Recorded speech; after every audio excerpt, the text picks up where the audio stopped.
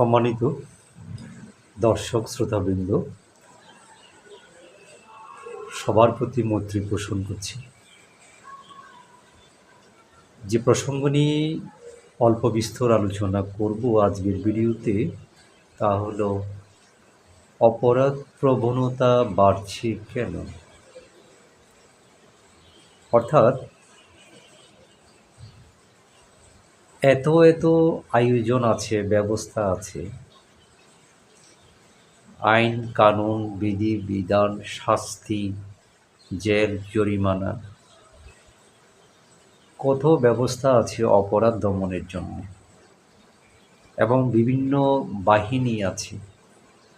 এবং এই অপরাধ দমন নিয়ন্ত্রণের জন্যে রাষ্ট্রের জাতীয় বাজেটের একটা বড় অংশ আইন শৃঙ্খলা নিয়ন্ত্রণ বা আইন শৃঙ্খলা রক্ষাকারী বাহিনীগুলোর ক্ষেত্রে যে দপ্তরগুলো আছে, যারা কাজ করে, একটা বড় অংশ সেখানে চলে যায়। একটা বড় বাজেট দিতে হয়। কেন? আমরা যে অপরাধ করি, সেই অপরাধগুলোকে দমন করবার জন্যে এ সমস্ত বাহিনী দপ্তরগুলো প্রয়োজন হয়, এবং রাষ্ট্রের জাতীয় বাজেটের একটা অংশ, উল্লেখযোগ্য অংশ, সেই খাতে ব্যয় করতে হয়, খরচ করতে হয়। মন্দের ভালো হতো যদি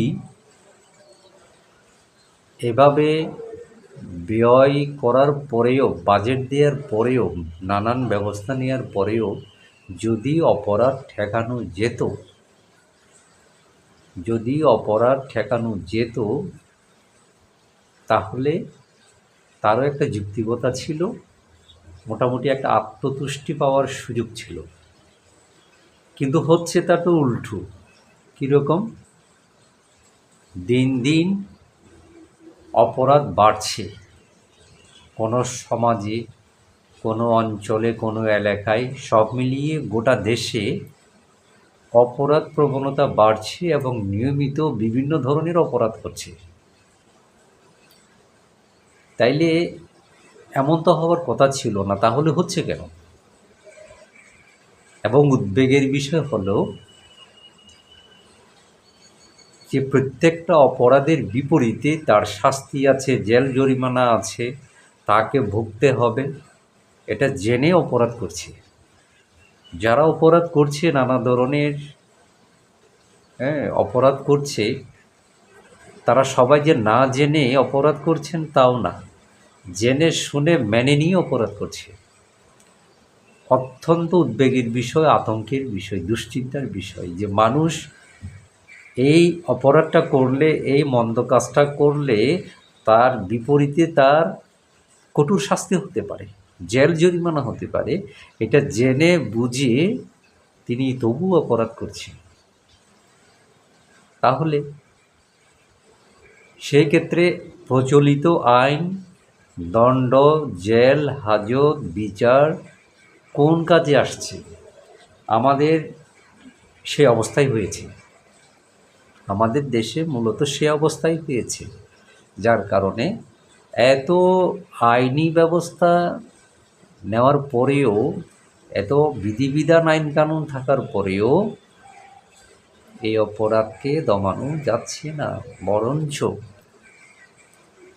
কিছু অপরাধ মানবতার বিরুদ্ধে, মানুষের বিরুদ্ধে যে অপরাধ মানুষেরা করছে, এটা বরঞ্চ আরও ভয়ঙ্কর আকার ধারণ করছে। আমি শুধু সবসময় ঘটতে থাকা, আলোচনায় থাকা, মানুষকে হাঁপিয়ে তোলা যে অপরাধগুলো হচ্ছে, তার একটা বলছি, আমার নাম নিতেও মুখে বাধে,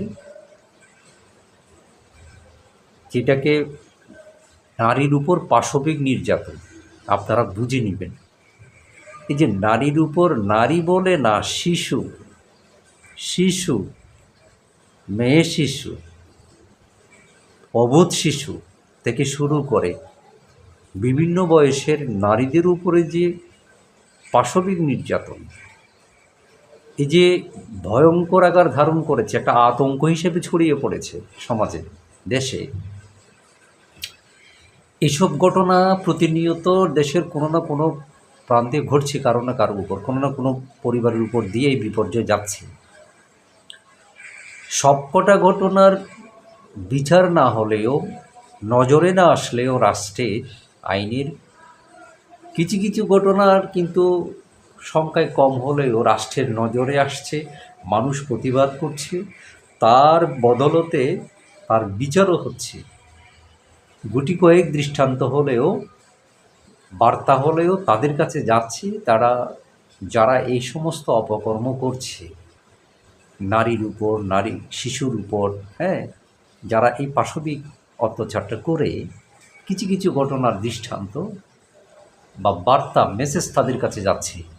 এবং সেই প্রকৃতির, সেই মনোভাবের, হ্যাঁ, যারা আছে তারা কিন্তু একটা বার্তা পাচ্ছে মোটামুটি। কিন্তু পরক্ষণে একই ঘটনা কি আবার ঘটছে না? ঘটছে তো। এবং আমি এই কারণে বলছি, এই এই ঘটনার পেছনে যদি ঠিকঠাক আইন প্রয়োগ হয়, শাস্তি হয়, বিচার হয়, তাহলে একজন মানুষের মৃত্যুদণ্ডও হতে পারে। এটা কিন্তু সে জানে, তারা জানে। জানার পরেও একটা ঘটনা রেশ কাটতে না কাটতে আরেকটা ঘটনা ঘটছে। খুবই ভয়ঙ্কর ব্যাপার, আটকে ওঠার মতো বিষয়। সে যে এখনও সে ঘটনা ঘটায়নি, সে দেখেছে যে এরকম ঘটনা ঘটিয়েছে, এমন কারো কঠোর শাস্তি হয়েছে, আদালত তাকে মৃত্যুদণ্ড দিয়েছে, কঠিন থেকে কঠিনতর শাস্তি দিয়েছে, সে জানে, দেখেছে কারো না কারো বেলায়। এরপরেও সে একই পথে হেঁটেছে, একই ঘটনা ঘটাচ্ছে।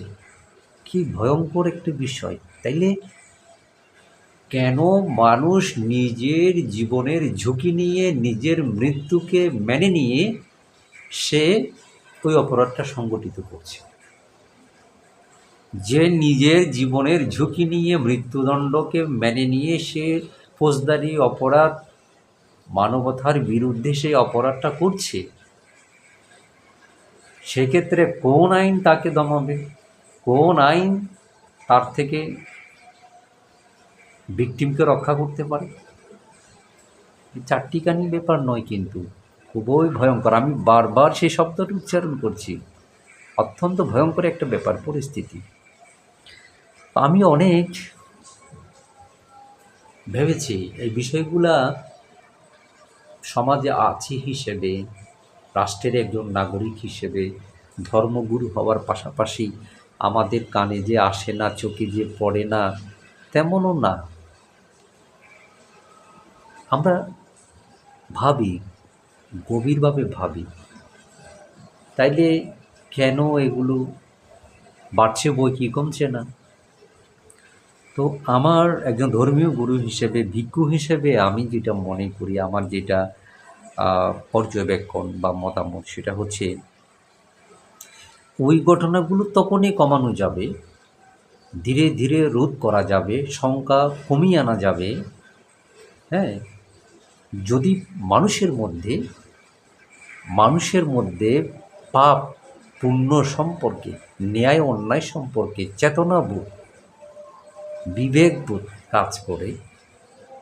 এটা করলে ধর্ম, এটা করলে অধর্ম, এটা করলে পাপ, এটা করলে পুণ্য, এটা অন্যায়, এটা ন্যায়, এটা উচিত, এটা অনুচিত, এই জ্ঞান যদি মানুষের মধ্যে উৎপন্ন না হয়, কাজ না করে, তাহলে এত এত আইন কানুন, শাস্তি থাকার পরেও, দণ্ড থাকার পরেও এই গুরুতর অপরাধগুলো থেকে কিন্তু সমাজ থেকে, রাষ্ট্র থেকে নির্মূল করা যাবে না। নির্মূল তো দূরের কথা, কমানোও যাচ্ছে না, কমানোও যাবে না। আমি মনে করি সব কিছুর পাশাপাশি শিক্ষা দীক্ষা, আইন কানুন, সব জারি রেখে আর পাশাপাশি যেটা বেশি বেশি করতে হবে, সেটা হচ্ছে ছোটোবেলা থেকে প্রত্যেকটা মানুষকে, প্রত্যেকটা নারী পুরুষকে, ছেলে মেয়েকে যার যার ধর্মের যে নৈতিক বেসিক শিক্ষাগুলো আছে, অমানবিক কাজের জড়িয়ে না পড়া, অসামাজিক কাজে জড়িয়ে না পড়া, সমাজের বিরুদ্ধে, রাষ্ট্রের বিরুদ্ধে, মানুষের বিরুদ্ধে যায় এমন কর্মকাণ্ডে উৎসাহিত না হওয়া, নিজেকে জড়িয়ে না ফেলার এই যে শিক্ষা ছোটোবেলা থেকে সেটা দিতে হবে। এটা ধর্মের বাণী আদলে, নীতিকথার আদলে, শিক্ষা দেওয়ার আদলে, সব জায়গা থেকে পারিবারিক, সামাজিক, ধর্মীয় এবং প্রাতিষ্ঠানিক শিক্ষার যে খাতগুলো, অ্যাঙ্গেলগুলো আছে, সেখানে এই বেশি বেশি এই মেসেজগুলো তাদেরকে দিতে হবে। বেশি বেশি মেসেজগুলো তাদেরকে দিতে হবে। এভাবে যখন ধীরে ধীরে ধীরে ধীরে ধীরে এই শিক্ষাগুলো পেতে পেতে একটা কোমল মন নিয়ে সে বড় হবে, তাহলে তার যে একটা সবসময় জাগ্রত বিবেক যাকে বলে, একটা সচেতনতা যাকে বলে, সবসময় যখন তার বিবেক বেশি কাজ করবে, প্রতিটি তার পদক্ষেপে, তার সিদ্ধান্তে, তার চিন্তা চেতনায়, তার কাজকর্মে বিবেক সবসময় কাজ করবে, প্রাধান্য পাবে, তখন সে এ ধরনের অপরাধে জড়াতে সে 10 বার চিন্তা করে, 10 বার চিন্তা করে। তো আমি সে কারণে মনে করি প্রত্যেক ধর্মের অনুসারী যার যার ধর্মে, সকল ধর্মে কিছু মানবিক, নৈতিক, উচ্চমার্গীয় কথা, শিক্ষা দীক্ষা আছে। এই মেসেজগুলোকে সামনে নিয়ে আসতে হবে, বেশি বেশি এগুলোর সাথে পরিচয় ঘটাতে হবে, তাদের মধ্যে একটা জীবনের সাথে মিলেমিশে একাকার হয়ে যায় মতো এরকম ব্যবস্থা আমাদের গ্রহণ করতে হবে, নিতে হবে। হ্যাঁ, আমরা শুধু ধর্ম ধর্ম, আমার ধর্ম এমন, ওনার ধর্ম তেমন, এই ধর্মে এই আছে, সেই ধর্ম এই আছে, কার ধর্ম কত মহান, এই প্রতিযোগিতায় নেমে পড়ার চেয়ে, রত থাকার চেয়ে আমরা ধর্মের এই যে ভালো দিকগুলো ছোটোবেলা থেকে আমাদের সন্তানের উপর যদি প্রয়োগ করতে পারি, তাদেরকে এগুলোর মাধ্যমে যখন আমরা অভ্যস্ত করতে পারবো, গড়ে তুলতে পারবো, মনে রাখবেন কঠোরতা বা কঠোরতা কখনো শিক্ষা দিতে নেই। আমি বিশেষ করে আমাদের ভিক্ষু হিসেবে বৌদ্ধ পরিবারগুলোকে আমি বারে বারেই বলি, হ্যাঁ, ধর্মের নামে কোনো কঠোরতা, কোনো কঠোরতা শিক্ষা যাতে আমাদের সন্তানেরা না পায়, একদম না, একদম না। আবার ধর্ম করাতে গিয়ে, পালন করাতে গিয়েও জোর জবরদস্তি করবেন না, তাকে বুঝাতে হবে, তাদেরকে আস্তে আস্তে সময় নিয়ে ধৈর্য ধরে, তাদের আগে আমরাও ধৈর্য হয়ে গেলে চলবে না, ধৈর্য নিয়ে তাদেরকে এই দিকগুলো তাদের মধ্যে ঢুকাতে হবে, বুঝাতে হবে।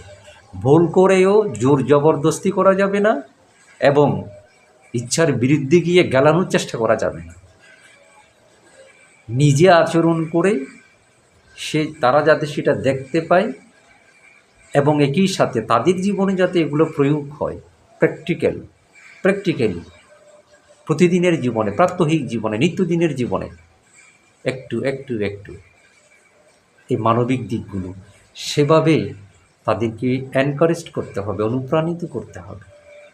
আবারও বলছি, কোনো অবস্থাতেই কঠোর হওয়া যাবে না, কঠোরতাকে প্রশ্রয় দেওয়া যাবে না। ধর্মে কঠোরতার লেশমাত্র নেই, এই কাজ যাতে আমরা না করি। কিন্তু ধর্মীয় যে এই উচ্চমার্গীয় নৈতিক কথাগুলো আছে, শুধু মুখের কথা না হয়ে, শুধু না উড়িয়ে অল্প অল্প অল্প তাদেরকে ছোটোবেলা থেকে প্রয়োগ করা, আচরণ করার দিকে আমাদেরকে ধাবিত করতে হবে। যখন তার মধ্যে ধর্মবোধ উৎপন্ন হবে, ন্যায়বোধ উৎপন্ন হবে, তখন তার মধ্যে তখন বিবেকবোধ আরও শক্ত পাকাপুক্ত হবে, আবেগের চেয়ে তার বিবেক বেশি কাজ করবে, আত্মনিয়ন্ত্রণের শিক্ষা সে পাবে, সংযত হওয়ার শিক্ষা সে পাবে। এবং এই শিক্ষা যখন সে পাবে,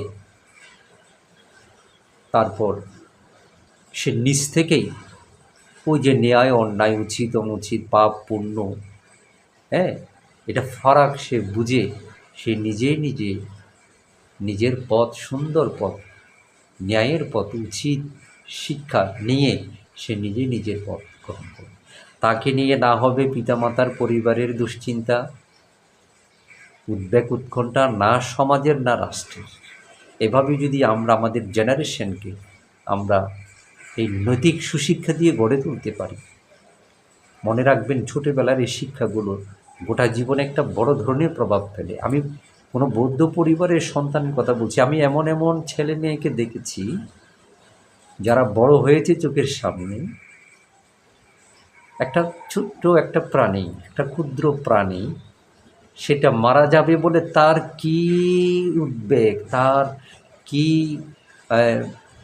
একেবারে কি তৎপরতা, তার কারণে যদি সে মশাটা মারা যায়, পিঁপড়াটা মারা যায়, সে প্রাণীটা মারা যায়। হ্যাঁ, কারণ সে তো ছোটোবেলা থেকে সে জেনে এসেছে, হ্যাঁ, ছোটো হলেও কোনো প্রাণীকে মারতে নেই, হত্যা করতে নেই। এই যে ছোটোবেলা থেকে সে অভ্যস্ত হয়েছে, সে কোনো ছোট বড় কোনো প্রাণীকে আঘাত করবে না, সে মারবে না কোনো কারণে। ওই ছেলে, ওই মেয়ে কী করে অন্যের গলা কাটবে? সে কি করে অন্যকে রক্তাক্ত করবে? সে কি করে অন্যকে খুন করবে, হত্যা করবে, মারবে, কাটবে? তার পক্ষে তো এটা সম্ভব হবে না। জিজ্ঞাসা তো তার মধ্যে কাজ করছে না। কিন্তু হুট করে এটা জীবনের একটা সময়ে এসে এটা হবে না। এটা আপনি জোর করে করাতে চাইলে হবে না। সেটা ছোটোবেলা থেকে যখন তার কোমল মন, তার চিন্তা ভাবনা কোমল, তার সব কিছুই যখন কোমল পর্যায়ে থাকে, সে শিক্ষা গ্রহণ করবে, মানবে, মান্য করবে, ঠিক সে সময়টাতে তাকে ধীরে ধীরে ধীরে এগুলোর সাথে অভ্যস্ত করতে হবে। একটা সময় পরে গিয়ে দেখবেন যে সে তার জীবনের উপরে সেগুলা, আপনার শিক্ষাগুলা, ধর্মের মহান মানবিক বার্তাগুলো, নৈতিক শিক্ষাগুলো তার উপরে ছাপ ফেলেছে, প্রভাব ফেলেছে। এই কাজটা করতে না পারলে আমার মনে হয় না সমাজে, পরিবারে, রাষ্ট্রে অপরাধ প্রবণতা বিভিন্ন ধরনের, নাম নিয়ে তো শেষ করা যাবে না, ইয়াও বড় লম্বা তালিকা হবে। নানা ধরনের এবং নতুন নতুন অপরাধ এবং কল্পনার বাইরের অপরাধ প্রতিনিয়ত ঘটে যায়। না ঘটার আগ পর্যন্ত বুঝতে পারবেন না যে কী রকম, কোন লেভেলের বর্বর জঘন্যতম ঘটনা ঘটে যাবে। এটা আপনি না ঘটার আগ পর্যন্ত বুঝতে পারবেন না, এমন অবস্থা হচ্ছে। সেই ক্ষেত্রে এভাবে গড়ে তোলা ছাড়া, মানুষের মধ্যে এভাবে ভেতর থেকে পরিবর্তন আনা ছাড়া, কোনো আইন কানুন দিয়ে শুধু জোর জবরদস্তি করে, দণ্ড আরোপ করে, শুধুমাত্র এগুলোর উপর ছেড়ে দিয়ে আমরা শৃঙ্খলা ফেরাতে পারবো না, শান্তি ফেরাতে পারবো না। তো আমি এই আলোচনা করতে গেলে অনেক দীর্ঘ আলোচনা হতে পারত, সেদিকে আর বেশি যাব না। আর আমার ভিডিওগুলো স্বভাবত একটু বড় হয়, আমি চেষ্টা করেও খুব ছোট করতে পারি না, করবার চেষ্টাও করি না। কারণ একটা প্রসঙ্গ নিয়ে কথা বললে সে প্রসঙ্গটা মোটামুটিভাবে পরিষ্কার করতে হবে। হ্যাঁ, সেই কারণে ভিডিওগুলো মোটামুটি একটু দীর্ঘ হয়। আশা করি প্রয়োজন মনে করলে শুনবেন, বা সময় নিয়ে ভাগ ভাগ করে অল্প অল্প করে করে শুনবেন। শুনে যদি মনে করেন এই বার্তা অন্যদের কাছেও পৌঁছানো উচিত, তাহলে অবশ্যই সেটা ছড়ানোর তো একটাই উপায়। আমরা কেন এ মাধ্যম বেছে নিলাম? কারণ এই অনলাইন মাধ্যমের সহযোগিতায় খুব দ্রুত অসংখ্য মানুষের কাছে কিন্তু বার্তাটা পৌঁছানো যায়, পৌঁছে দেওয়া যায়। এবং সেটার যে সহজ মাধ্যম, যে আপনি এটাকে রিপোস্ট করতে পারেন, আপনি এটাকে শেয়ার করতে পারেন। আবার আমার আলোচনার মধ্যে যদি কোনো ল্যাকিংস থাকে, কোনো বাদ পড়ে যায়, গ্যাপ হয়, বা আরও কিছু সংযোগ করার থাকে, বা ভুল বলি, আপনি কমেন্টস করলেন, মন্তব্য করে সেটাকে ধরে দিলেন। হ্যাঁ, এভাবে আমরা এই মাধ্যমটাকে জনসচেতনতা, ম্যাচ অ্যাওয়ারনেস যাকে বলে, গণসচেতনতা তোলার একটা মাধ্যম হিসেবে ব্যবহার করতে পারি। এবং আমার লক্ষ্য উদ্দেশ্যটাও তাই। আপনিও যদি সেটা মনে করেন, তাহলে সে দায়িত্বটাও আপনি পালন করবেন। আমার কথাগুলো শুনবার জন্যে আবারও সবার প্রতি অনেক ধন্যবাদ, কৃতজ্ঞতা জানাচ্ছি। সকলে ভালো থাকবেন, সুস্থ থাকবেন।